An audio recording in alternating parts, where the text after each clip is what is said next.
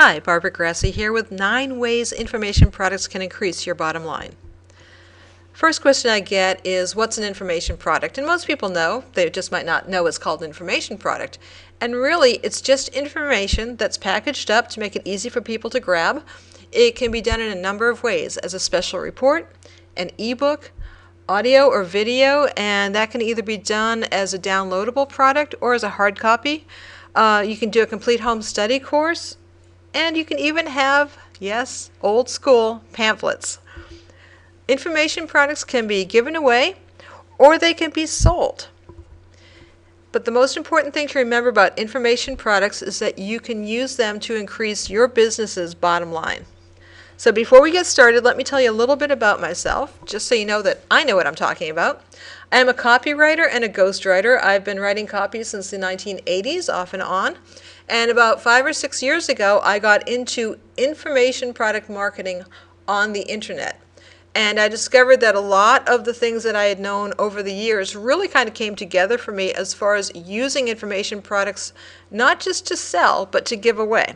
So let's get into how to create information products, or actually how to use information products. But don't panic about creating information products. You don't have to be a writer. Information products can be written, they can be spoken, they can be videotaped, and best of all, they don't have to be created by you.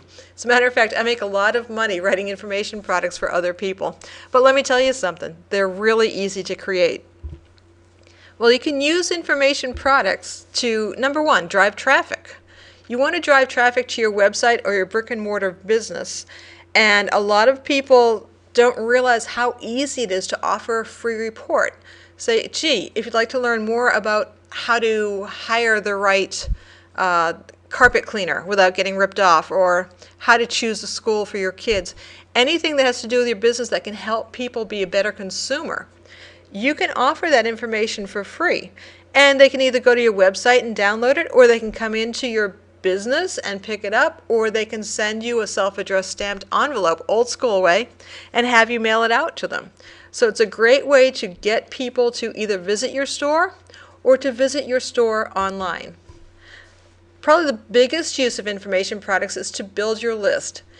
An information product is known as an ethical bribe. It's a very simple ethical bribe. What I do is I offer a free report, a free ebook, a free something, in return for people giving me their name and their email address. And what this does is it gives me a list of people who are interested in whatever topic I am selling on. And the nice thing about it is when you have that list of names and an easy way to contact them, you can keep contacting people. People buy somewhere between the 4th and 7th exposure to you or your business, so you want to make sure that they see you at least 5 times. The third method of using information products is creating a relationship. And you've probably seen this quote, and it's probably one of the most misquoted lines in business, but here's the way it should read. All things being equal, people will do business with and refer people to those people they know, like, and trust. That comes from Bob Berg, author of Endless Referrals and the Go-Giver series. And it's true, people will do business with people they know, like, and trust, if all things are pretty much equal. Now, if there's a $5,000 difference in what you charge and what your closest competitor charges, they're probably going to go with the cheaper person. Sorry about that.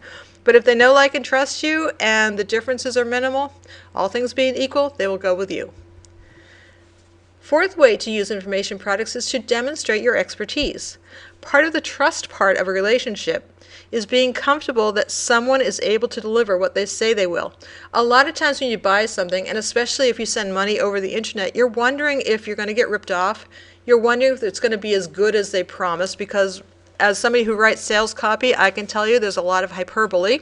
There's a lot of stretching when it comes to sales copy, whether it's an ad in the paper or a sales site on the web.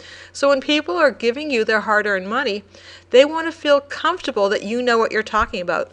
And an information product is a great vehicle to showcase your knowledge, to showcase the fact that you can follow through with people, and really to give them a little bit of your personality. Fifth way to use information products is to stay in front of people. Staying in front of people, your prospects and your clients, creates top-of-the-mind awareness. There is nothing so bad as hearing from somebody, "Oh, gee, I just bought one of those. I don't know why I didn't think of you." Well, they didn't think of you because you weren't in front of them. You have to stay in front of people, and the person that's in front of them when they're ready gets the sale. So you want people to think of you first. Sixth use for information products is a great way to start your sales funnel. In marketing, especially to a cold market, you can use a free or low-cost item to introduce people to what you do and really who you are. I use free ebooks, and I use a very low-priced another ebook actually that lets people know what my expertise is. It's a very low barrier. The trust ratio doesn't have to be very high. They can spend less than $50 with me, get a great ebook, and know that I've got a lot of good information for them. This one kills me, kids. Leveraging your advertising dollar. I collect bad advertising.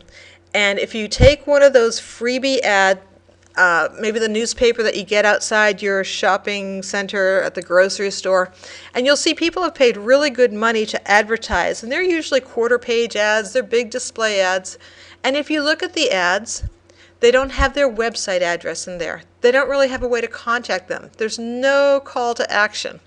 Using an information product is a great way to leverage your advertising dollar. All you have to do, since you're putting an ad out there anyway and paying for it, is say, "Hey, for a free report on whatever, go to www.mywebsite.com and download this special report." Yeah, you're going to collect their name and their email address, but it tells you people who are interested in what you're doing. If you go through any one of these, Valpak, Thrifty Nickel, Dollar Saver, and look at the ads, you will see that usually 20% of the ads have a website in there.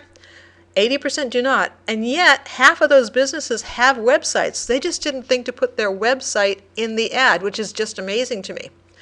The other thing is, if you go to their websites, something like 90% of them don't have any opt-in. There's no free gift for having to collect people's names and signatures. So they're basically wasting their advertising dollar. There's so much more money they could be making if they added in a nice information product that helps people decide to buy.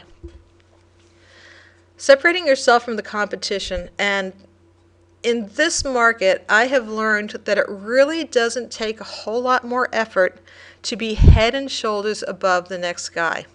The average business doesn't take even the first step to reach out to their target market. It amazes me. And a little bit of extra effort on your part can really separate you from the competition. Information products are one way to do that. And number 9, my favorite, create an income stream. Information products are a huge multi-million-dollar business. You can package and sell your knowledge, or you can create a free information product and include links within it to affiliate products. So it doesn't matter if you have an information product yourself, you might just want to be an affiliate or a rep for another product. So that makes some really good money, and that's really part of my income stream. In order to use this, you need a little bit of an edge in business, especially in this economy. Only 44% of businesses make it past the 4-year mark, and I want you to make the cut. So this Saturday, I'm having a workshop on using information products, how to create them, how to use them in your business. And I'm going to show you the right type of information product for your target market. Older people read, younger people watch videos. Women tend to read more than men. So a different information product will go for a different target market. Professionals might want it in one format. People who are looking for something recreational might enjoy an audio or a video. It just depends on your target market. I'm also going to show you how to craft the right message to move your prospects to take action. Most most businesses never tell their prospect what to do. They give them this great information, but they never say, "Hey, call this number now," or "Hey, go to the website." Watch what I do in just a minute. You're going to love it. Okay, and now what is the right language to use to appeal to your demographics? A lot of people don't realize that men and women, okay, everyone realizes men and women speak a different language. We know this. But people don't drag that information into their marketing. And the truth is, different language for different demographics. You're going to speak to women differently than you speak to men. You're going to speak to younger people differently than you speak to older people. You're going to speak to high-income people differently than the way you would speak to somebody with a high school education and a limited income. So you have to use the right language to appeal to your demographics.